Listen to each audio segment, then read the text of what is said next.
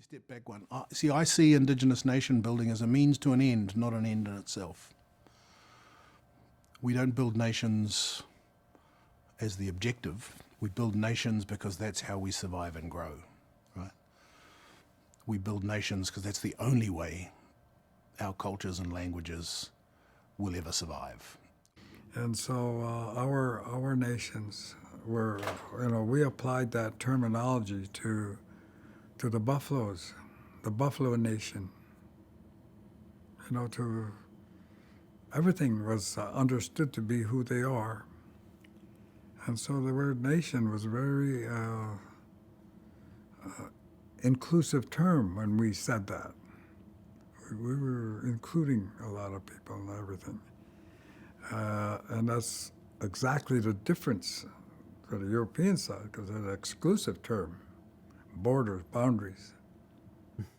Let's say in North America, under the Indian Reorganization Act in the United States and the Indian Act in Canada, we've had external power saying, if you want to govern, here's how you need to do it. You need to organize this way with this number of people. You need to have these kinds of meetings. You need this kind of representative system. And that over time, because we've had generations operating under those provisions, over time that gets normalized.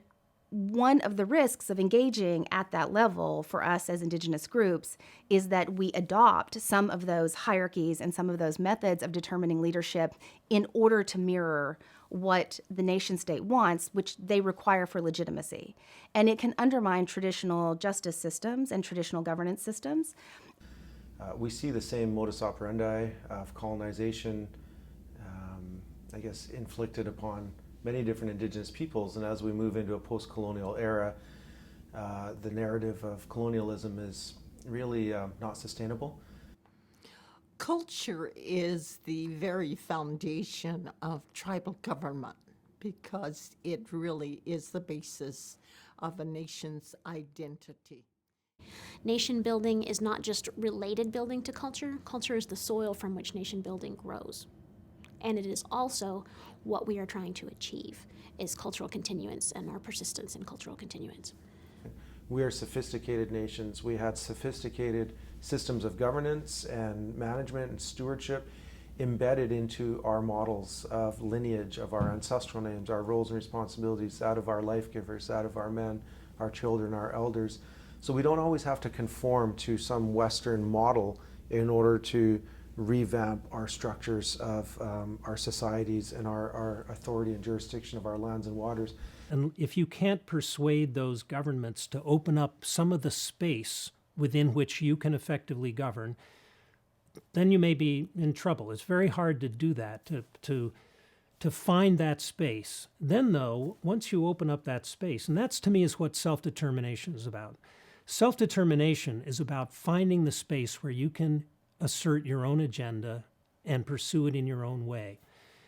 So in this time of self-determination, really is a very significant time of self-internal reflection of how well are we using the incredible opportunity of bringing two sides of our worldviews together. What was originally gifted to us by our Creator and the realization of the kind of education that becomes necessary, one, to develop the tools and the skills with which to protect all that defines who we are internally. And so I think the magic of nation building for us has been the language, the ability and building our skills and capability to actually have dialogue in a different way, but also contextualize it to be able to challenge in a nice way with our communities about change and about, well, how do we think about this more sustainably? How do we think about it in 7 generations? How do we have our aspirations as a collective? It's been very, very important. It's been pivotal. It's one of those things where we're getting to, there's always that tipping point, that, and when something, falls over and it changes your world. For us as Ktunaxa, it was when we got into that the treaty process, got into starting to negotiate a treaty, but knowing that our end goal here is not to have a treaty with Canada. Our end goal is for us to be, to rebuild our nation government, and for us to be a self-governing nation. That's what we're working towards. And if we get a treaty out of that, good.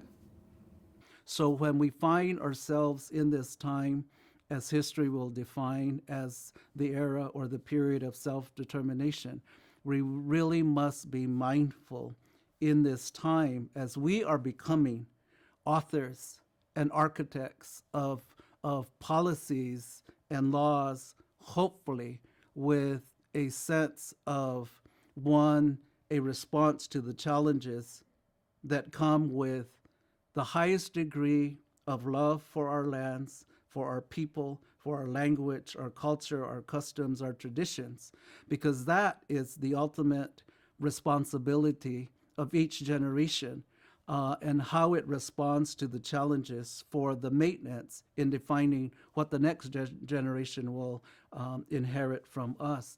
And so